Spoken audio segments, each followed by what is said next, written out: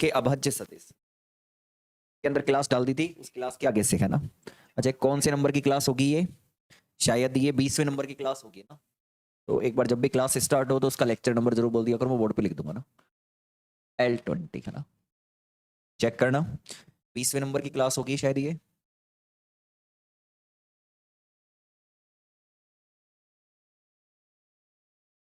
Check करना, 20वें number की class होगी ये ना।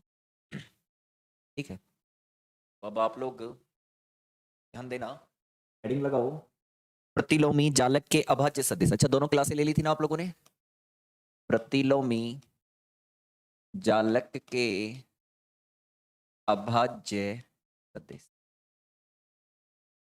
हाँ जी,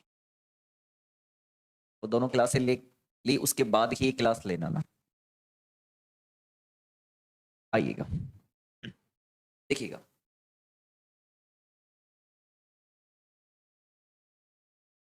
जिन्होंने नहीं ली पहले वो क्लास लेना, 2 क्लास रिकॉर्ड डाली थी कोर्स के अंदर, चेक कर लिया करो ना। ठीक है, जिस दिन लाइव क्लास ना हो उस दिन कोर्स के अंदर चेक कर लिया करो ना। चलो आओ ना। देखो, जो साधारण अभाज्य सदिश होते हैं, बाद में उतारना ना, साधारण अभाज्य सदिश ये होते हैं ए वेक्टर कॉमा बी वेक्टर व सी वेक्टर होते हैं, जबकि जो आपके प्रतिलोमी अभाज्य सदिश होते हैं, प्रतिलोमी अभाज्य सदिश होते हैं या प्रतिलोमी जालक के अभाज्य सदिश, प्रतिलोमी जालक के अभाज्य सदिश, इसको रिप्रेजेंट करते हैं A star vector comma B star vector व सी स्टार वेक्टर होते हैं। साधारण अभाज्य सदिश को अपन ए वेक्टर कॉमा बी वेक्टर व सी वेक्टर से रिप्रेजेंट करते हैं, और प्रतिलोमी जालक के अभाज्य सदिश को अपन ए स्टार वेक्टर और सी स्टार वेक्टर से रिप्रेजेंट करते हैं। अब ध्यान दो, कल का जो डायग्राम था, मतलब लास्ट जो आपने पीछे वाली क्लास ली थी, उसके डायग्राम के अंदर चेक करना, नीचे बी वेक्टर और सी वेक्टर है। अगर आप बी वेक्टर का क्रॉस सी वेक्टर से करोगे तो नीचे वाले फलक का क्षेत्रफल आप लोगों को मिल जाएगा। यानी नीचे वाले पृष्ठ का जो क्षेत्रफल होगा वो कैसे ज्ञात करेंगे? बी का सी से क्रॉस करके। तो चेक करना, नीचे वाले पृष्ठ का क्षेत्रफल बी क्रॉस सी है, और कोष्ठिका की ऊंचाई कितनी है? तथा कोष्ठिका की ऊंचाई तो वो D100। उस डायग्राम के अंदर चेक करना, पीछे वाले के अंदर आप चेक करोगे कि नीचे वाले पृष्ठ का क्षेत्रफल तो होगा B क्रॉस C, और कोष्ठिका की ऊंचाई कितनी है? D100। अब यदि इस क्षेत्रफल को अपन कोष्ठिका की ऊंचाई से गुणा कर दे तो अपन को कोष्ठिका का आयतन मिल जाएगा। तो यदि क्षेत्रफल को कोष्ठिका की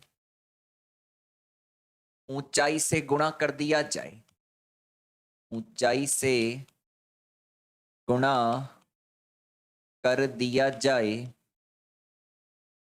तो हमें कोष्ठिका का आयतन प्राप्त होगा, आयतन प्राप्त होगा।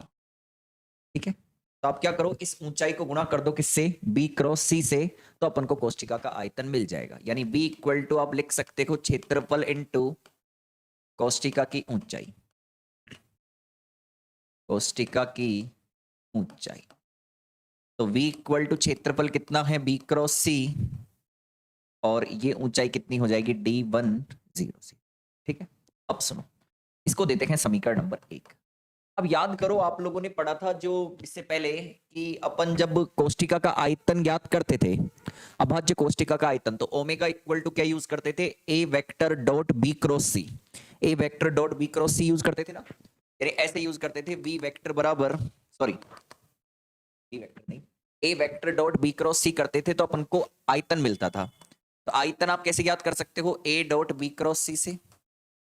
आप इसको ऐसे भी ज्ञात कर सकते हो, अगर आप B लिखना चाहो पहले तो B dot C cross A, एक सीक्वेंस आ जाएगा ना, और अगर आप C लिखना चाहो तो फिर आ जाएगा dot A cross B।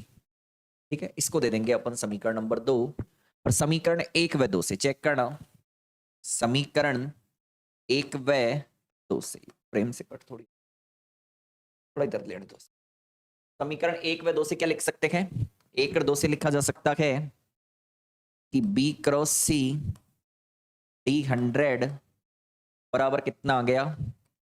A dot B cross C लिख सकते हो। ये तीनों बराबर होते हैं ना, ठीक है। अब यहां से इसको इधर भेज दो, इसको इसके नीचे ले आओ, तो 1/D100 बराबर कितना आएगा? B क्रॉस C, और नीचे डिवाइड के अंदर आ गया A dot B cross C। अब एक बार आप लोग इसे यहां से यहां तक उतार लो, यहां से यहां तक इसे उतार लो, ठीक है। हमें इसके अंदर प्रतिलोमी जालक के अभाज्य सदिश यानी प्रतिलोमी जालक सदिश ज्ञात करने के। संडे को ये मान के चलो आपको लगभग 2 क्लास मिलेगी। संडे को तो पक्का आपको 2 क्लास रिकॉर्ड मिलेगी। 6 दिन लाइव और संडे को 2 क्लास रिकॉर्ड मिलेगी।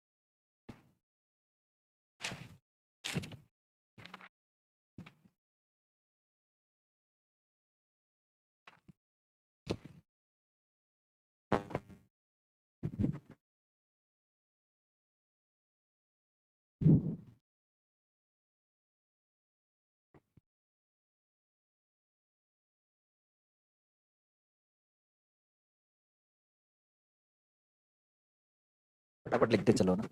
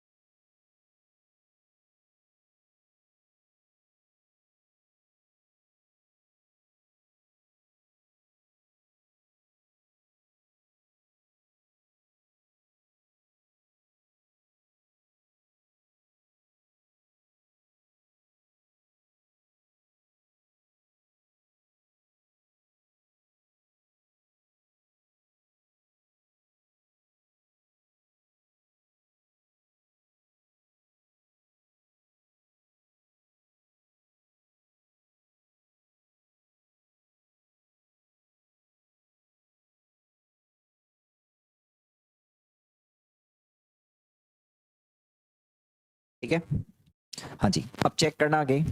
देखो पिछली क्लास के अंदर जो लास्ट पॉइंट था वो ये था कि कोष्टिका की ऊंचाई के व्युत्क्रम का सदिश रूप लिया जाए तो हमें प्रतिलोमी जालक सदिश प्राप्त होता है। अब चेक करना, देखो अगर आप इस रिजल्ट को देखोगे तो इस रिजल्ट के अंदर हम बात करें तो ये D100 क्या है? कोष्टिका की ऊंचाई, और 1/D100 क्या है? कोष्टिका की ऊंचाई का व्युत्क्रम है, और 1/D100 क्या है? कोष्टिका की ऊंचाई का व्युत्क्रम है। अब इसका सदिश रूप लिया जाए तो चेक करो इधर की साइड तो सदिश रूप है। कैसे? अगर आप इसको देखोगे बी का सी से क्रॉस करेंगे अपन तो ए मिलेगा, तो ए के अंदर तो खुद ही सदिश का डायरेक्शन है। पर इधर ये क्या है, 1/D100 क्या है, ऊंचाई का व्युत्क्रम है, ये सदिश रूप के अंदर नहीं है। अगर आप इसे सदिश रूप के अंदर लिख दो तो एन कैप से क्या कर दो, गुणा कर दो। इधर एन कैप से गुणा करने की जरूरत नहीं है क्योंकि ये तो ऑलरेडी सदिश रूप के अंदर ही है। हमने एन कैप से दोनों तरफ मल्टीप्लाई नहीं किया है, ध्यान रखना इस चीज को। ये सदिश में है, ये सदिश में नहीं है, तो इसको भी सदिश में बनाने के लिए आपने क्या कर दिया, एन कैप के साथ इसको रिप्रेजेंट कर दिया। एन कैप होता है तल के लंबवत एकांक सदिश। वापिस सुनना, जो लास्ट पॉइंट था उसके लास्ट पॉइंट को ढंग से पढ़ना कि कोष्ठिका की ऊंचाई के व्युत्क्रम का सदिश रूप लिया जाए। तो ये ऊंचाई का व्युत्क्रम तो है, पर इसका सदिश रूप तभी आएगा जब इसमें डायरेक्शन होगी। तो इसमें अपन ने डायरेक्शन इंक्लूड कर दी, तो यहां पर ये क्या कहलाता है, अभाज्य सदिश प्रतिलोमी। प्रतिलोमी जालक का अभाज्य सदिश कहलाता है, जिसे आप किससे रिप्रेजेंट करते हो, ए स्टार वेक्टर से। तो ये हो गया बी क्रॉस सी बटा ए डॉट बी क्रॉस सी हो गया। इसको दे देंगे अपन समीकरण नंबर 3। अब इसी प्रकार करके दो रिजल्ट और अपन इसके अंदर लिखेंगे। चेक करना रे भाई, इसी प्रकार करके दो रिजल्ट और लिखेंगे ना। कैसे लिखेंगे चेक करो, इसी प्रकार। अगर आप बी वेक्टर स्टार लिखोगे, सी स्टार वेक्टर लिखोगे, तो चेक करना नीचे का तो सेम होगा तीनों के अंदर ही, नीचे का तो सेम होगा रिजल्ट।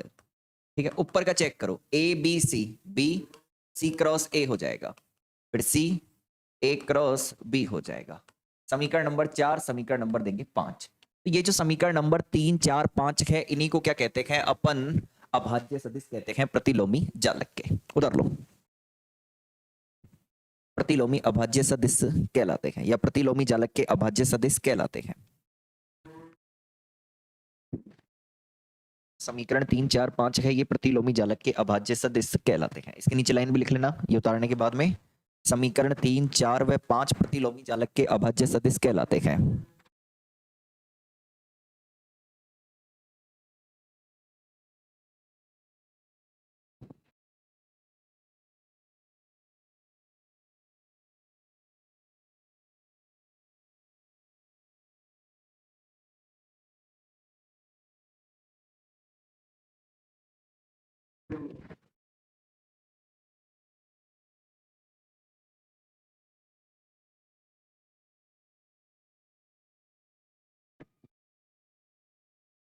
लिख लिया?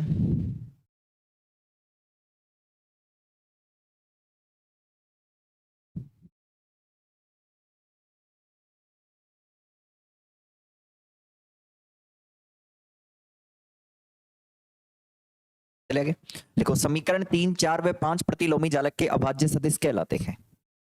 समीकरण 3, 4 व 5 प्रतिलोमी जालक के अभाज्य सदिश कहलाते हैं।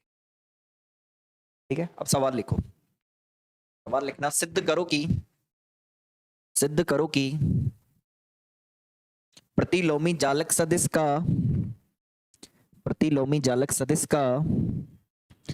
साधारण जालक सदिश से अदिश गुणनफल, प्रतिलोमी जालक सदिश का साधारण जालक सदिश से अदिश गुणनफल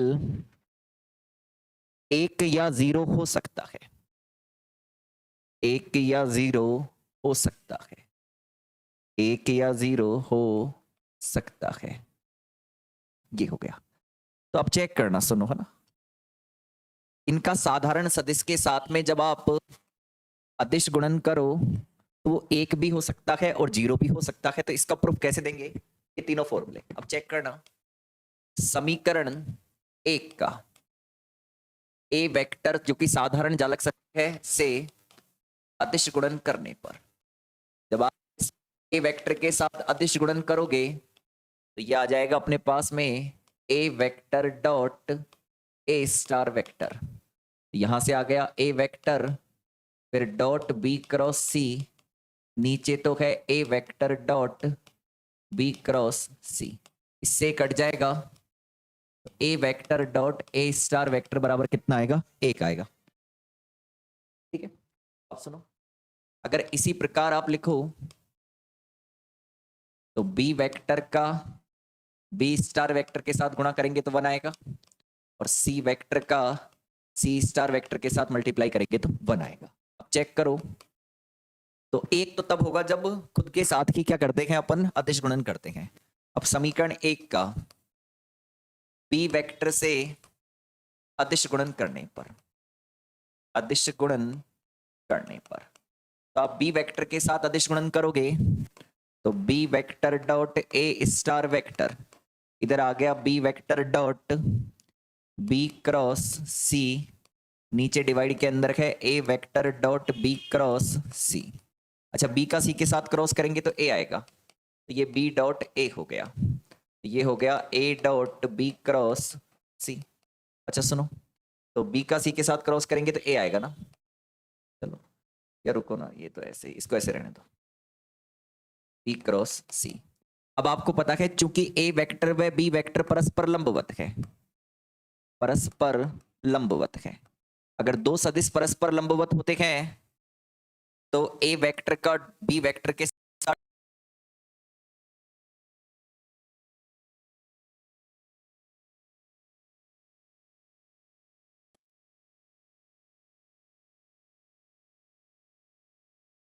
लंबवत होंगे तो ये क्या हो जाएगा, 0। तो ये 0 हो जाएगा, तो B vector dot A star vector करोगे तो ये कितना आएगा, 0। तो ये एक भी हो सकता है और ये 0 भी हो सकता है। तो एक तो तब होगा जब ए हो, ए स्टार या बी डॉट बी स्टार या C dot C star, otherwise ये क्या होगा, 0 होगा। उतारो, चलिए उतारो, फिर ये उतारो।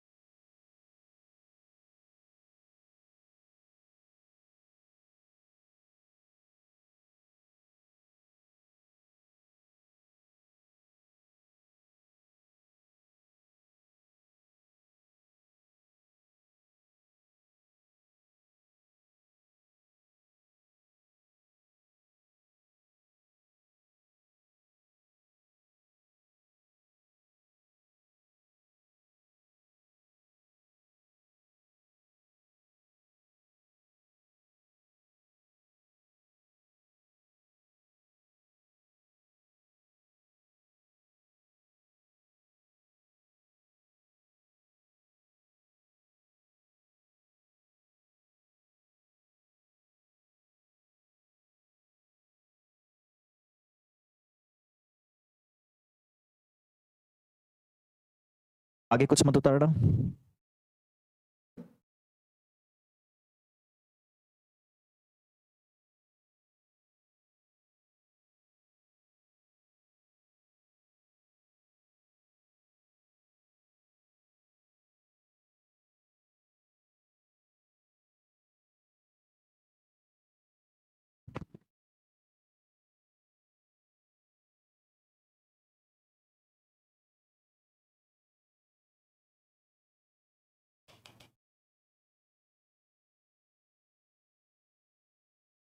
हो गया कि कर लिया कंप्लीट सबने? हो गया सबका ना। चलो अब लिखना अगला सवाल, सिद्ध करो कि एन कैप बराबर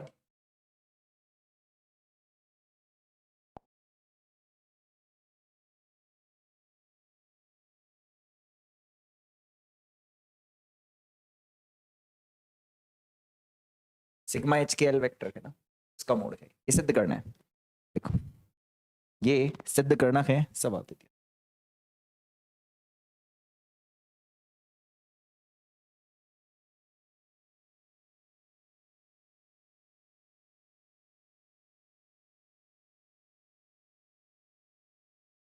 सवाल लिख लो।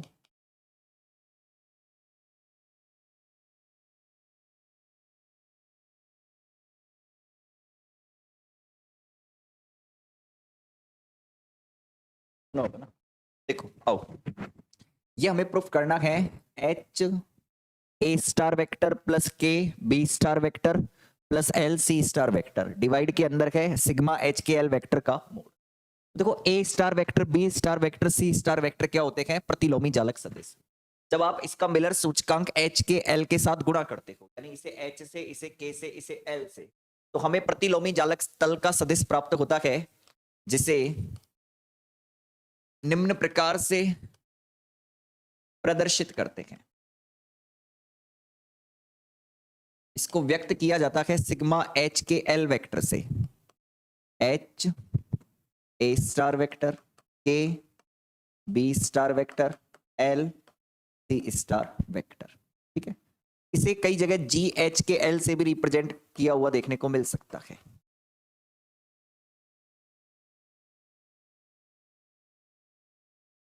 इसको समीकरण 1 देंगे। चलो, किसी भी सदिश को लिखने का तरीका होता है उसके परिमाण से और उसकी दिशा से। जब आप दिशा ज्ञात करते हो,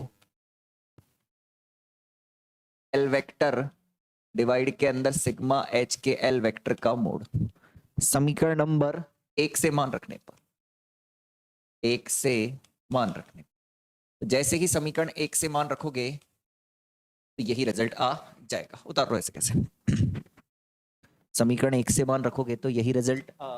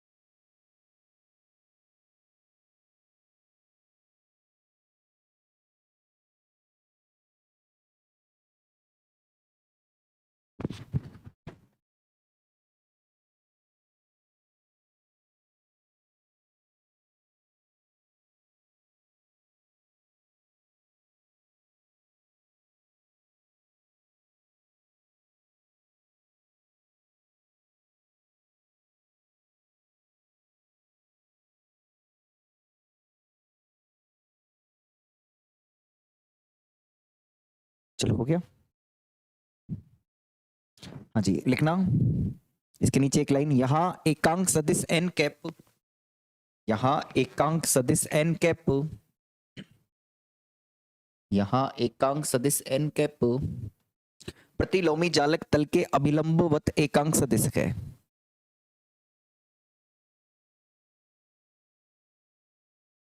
यहाँ एकांक सदिश एन कैप प्रतिलोमी जालक तल के अभिलंबवत एकांक सदिश है। प्रतिलोमी जालक तल के लंबवत एकांक सदिश है। ठीक है, अगला सवाल लिखो। सिद्ध करो कि, नेक्स्ट सवाल लिखना, सिद्ध करो कि प्रतिलोमी जालक सदिश का प्रतिलोमी, सिद्ध करो कि प्रतिलोमी जालक का, सिद्ध करो कि प्रतिलोमी जालक सदिश का प्रतिलोमी, सिद्ध करो कि प्रतिलोमी जालक सदिश का प्रतिलोमी साधारण जालक सदिश के तुल्य होता है। साधारण जालक सदिश के तुल्य होता है। सिद्ध करो कि प्रतिलोमी जालक सदिश का प्रतिलोमी साधारण जालक सदिश के तुल्य होता है। चलो आओ, अगर आप प्रतिलोमी जालक सदिश की बात करते हो तो हम जानते हैं कि जो प्रतिलोमी जालक सदिश होता है, एक ही ले लेते हैं अपन। हाँ जी, आपको पता है ए स्टार वेक्टर बराबर होता है बी क्रॉस सी, और नीचे डिवाइड के अंदर ए डॉट बी क्रॉस सी। समीकरण एक, समीकरण एक का प्रतिलोमी लेने पर, अच्छा प्रतिलोमी का मतलब होता है स्टार का स्टार लो, यानी इसका भी क्या ले लो, स्टार ले लो। ठीक है, आओ इसका प्रतिलोमी लोगे तो बी स्टार, इसका प्रतिलोमी लोगे स्टार लगा दो, इसका भी प्रतिलोमी ले लो, इसका भी प्रतिलोमी ले लो, इसका भी प्रतिलोमी ले लो। अच्छा इसको ऐसे भी लिख सकते हैं, चेक करना, इसको एक से गुणा कर दो। अगर आप इसको एक से गुणा कर दोगे तो कोई प्रभाव नहीं पड़ेगा इसके ऊपर। अगर आप इसको एक से गुणा कर दोगे तो कोई प्रभाव नहीं पड़ेगा। अच्छा आप लोग ये भी जानते हो, अभी कुछ देर पहले प्रूफ किया है हमने कि ए डॉट ए स्टार बराबर 1 होता है। ये 1 उठाकर यहां रख दो, इसको 2 दे देते हैं, इसको 3 दे देते हैं, तो समीकरण 2 व 3 से, तो आप 2 व 3 से क्या लिख सकते हो, कैलकुलेशन पार्ट है ये आ जाएगा ए स्टार वेक्टर का स्टार 1 की जगह लिख दो A vector dot A star vector, और फिर है आपके पास में dot B star cross C star, और नीचे डिवाइड के अंदर है ए स्टार, और फिर आ जाएगा dot B star cross C star. ठीक है, अच्छा आप इसे ऐसे भी लिख सकते हो, मैं आपको बताऊं कैसे। आप इधर जरूरी नहीं है आप इस 1 लिखो, इधर इसको ऐसे भी लिख सकते हो,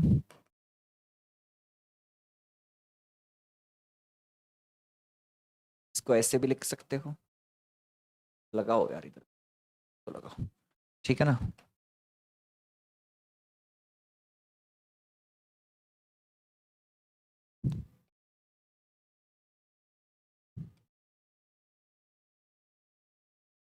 ये आ जाएगा बी, इससे कट जाएगा, फाइनली ए स्टार वेक्टर का स्टार ए वेक्टर, यानी प्रतिलोमी जालक सदिश का प्रतिलोमी क्या हो जाएगा, साधारण जालक सदिश मिल जाएगा। ठीक है, उतार लो ना।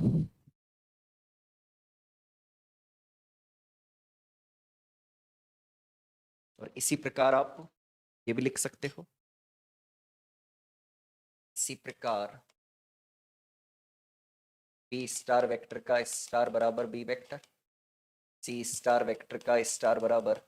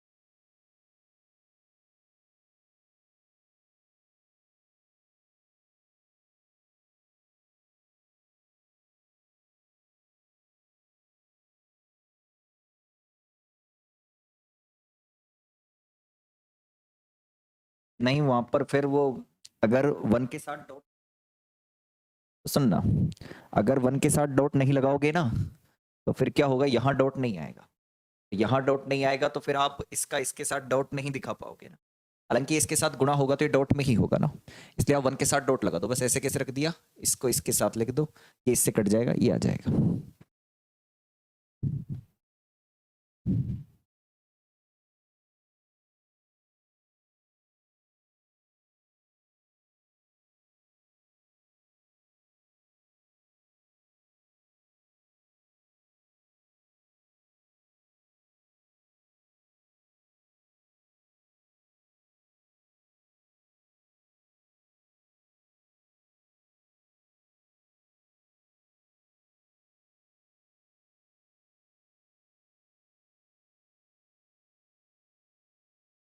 हो गया।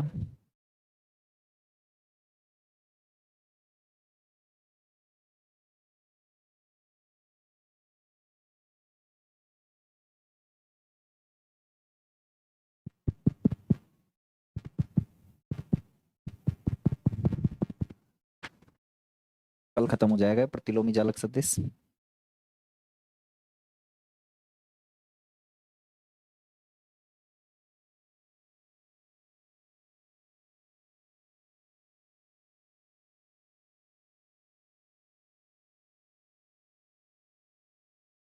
ठीक है, लिखो इसके आगे, सिद्ध करो कि, अगला ना, सिद्ध करो कि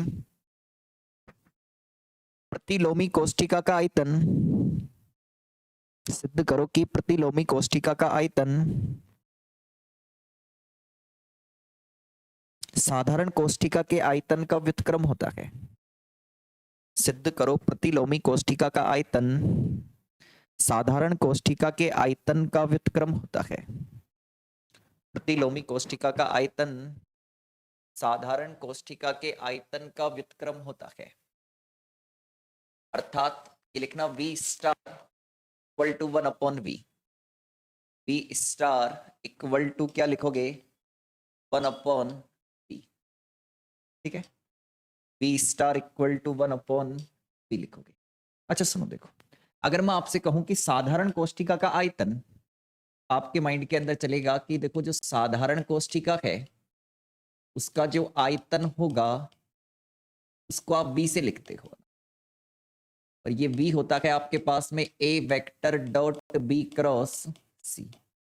अगर आप अभाज्य कोष्ठिका या प्रतिलोमी कोष्ठिका के आयतन को लिखोगे तो प्रतिलोमी कोष्ठिका का जो आयतन होगा वो फिर आयतन आपको रिप्रेजेंट करना पड़ेगा किससे, V स्टार से। तो ये हो जाएगा A star vector dot B star cross, sorry B star vector cross C star vector, इस पे ओ स्टार लगा दिया ना। अब प्रतिलोमी जालक सदिश ये होते हैं, तो आप इसको 1 दे दो, इसको 2 दे दो, इसको 3 दे दो। दूसरा होता है B स्टार का क्या होता है, C क्रॉस A डिवाइड के अंदर A dot B cross C होता है।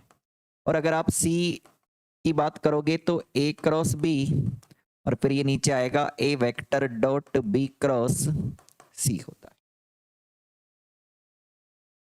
इसको 4 दे देते हैं, इसको 5, और समीकरण 3, 4, 5 से मान 2 में रख देते हैं। 3, 4 व 5 से मान 2 में रखने पर, अगर 3, 4, 5 से मान 2 के अंदर रखेंगे तो फिर ये हो जाएगा हमारे पास में, चेक करना। अच्छा, V स्टार इक्वल टू, इसका मान रखो कितना है, B क्रॉस C, और नीचे का डिवाइड के अंदर A dot B cross C, फिर ब्रैकेट आएगा, डॉट भी आएगा, फिर इधर आएगा मेरे पास में B का मान कितना है, C क्रॉस A, नीचे डिवाइड के अंदर A dot B cross C, फिर क्रॉस आएगा, और यह आएगा C का मान कितना है, A cross B, A cross B, नीचे आएगा A dot B cross C। यहां तक उतार लो एक बार, तो थोड़ी रहा है यार, ये प्रॉब्लम हो रही है, चलो उतारो इसे। क्लास तो होगी, टेंशन मत लो कल। क्लासों से मत घबराओ। देखो नीचे की तीनों स्टेप सेम है, तो आप इसे ऐसे भी लिख सकते हो, एक स्टेप और बढ़ा देते हैं, बी क्रॉस सी, फिर dot C cross A cross B, और नीचे आ जाएगा आप लोगों के पास में A vector dot B cross C, इसका क्यूब हो जाएगा। इसको दे देंगे समीकरण नंबर 6। यहां तक उतार लो।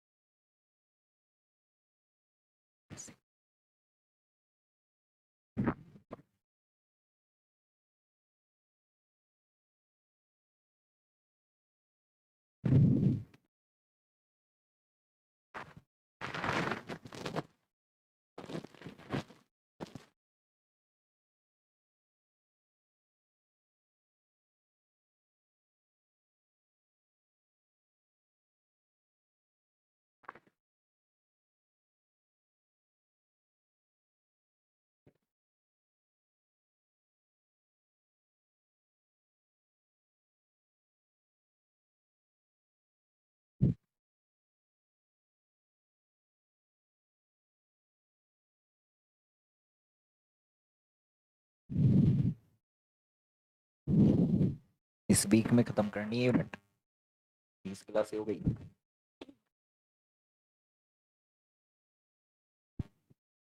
27-28 क्लास यूनिट कंप्लीट करनी है।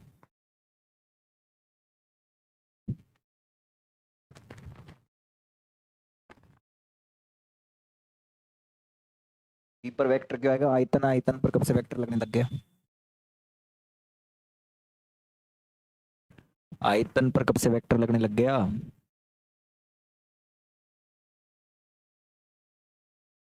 आयतन पर वेक्टर लगाओगे।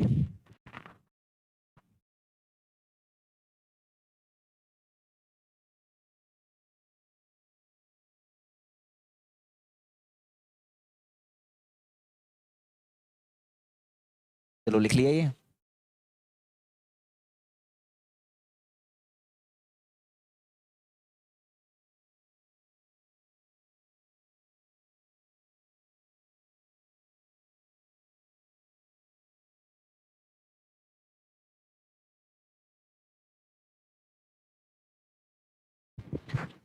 चलो अब चेक करना ना, अब थोड़ा सा ध्यान रखने की, देखो यहां तक उतार लिया ना, अब थोड़ा सा ध्यान रखने की बात है। देखो देखो, जब आप ऐसा क्रॉस करते हो तो इसकी जो सर्व समीका होती है वो ध्यान रखनी पड़ेगी आपको ना।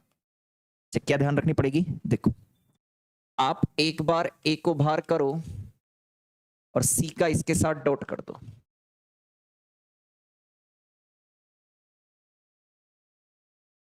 अब की बार आप सी को बाहर करो तो ए का इसके साथ क्या कर दो, डॉट कर दो, ए का इसके साथ डॉट कर दो, ये सर्व समीका होती है ना। अब देखो यहां जो ए का बी के साथ क्रॉस करते हो तो सी वेक्टर है, होता है। और सुनो, ए वेक्टर व सी वेक्टर परस्पर लंबवत होते हैं। अच्छा, इसका मतलब क्या हुआ, इसका मतलब ये हुआ कि ए का सी के साथ डॉट करोगे तो कितना आएगा, 0।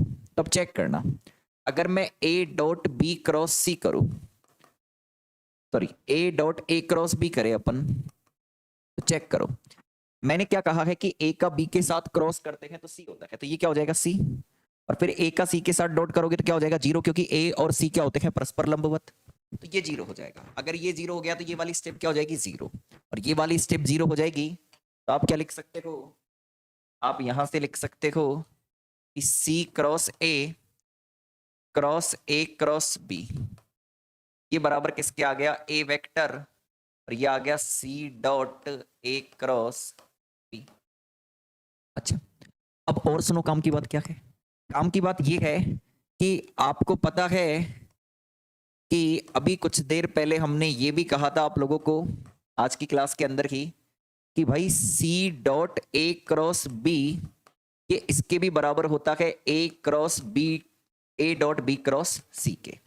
एक आयतन लिखवाया था भी, उसके अंदर लिखवाया था A vector dot B cross C बराबर B vector dot C cross A बराबर C vector dot A cross B. तो C vector dot A cross B बराबर किसके होगा, A vector dot B cross C के।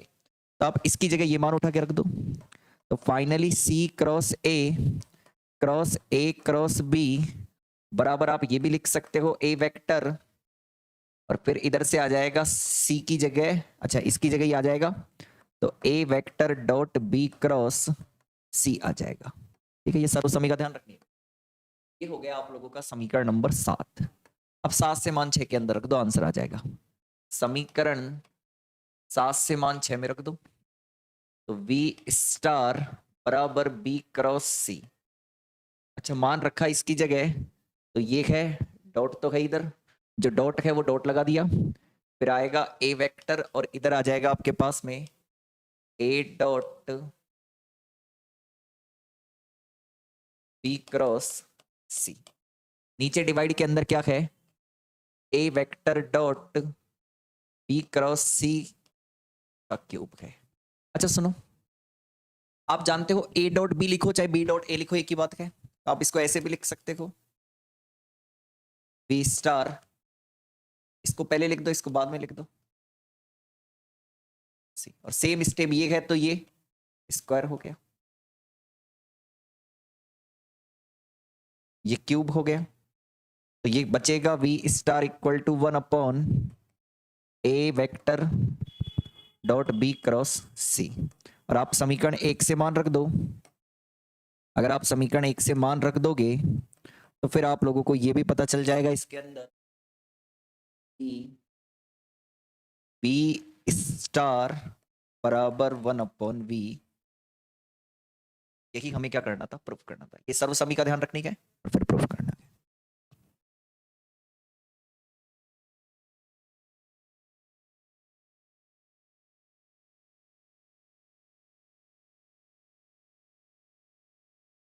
ठीक है, तो ये क्या होता है, इसके बराबर होता है।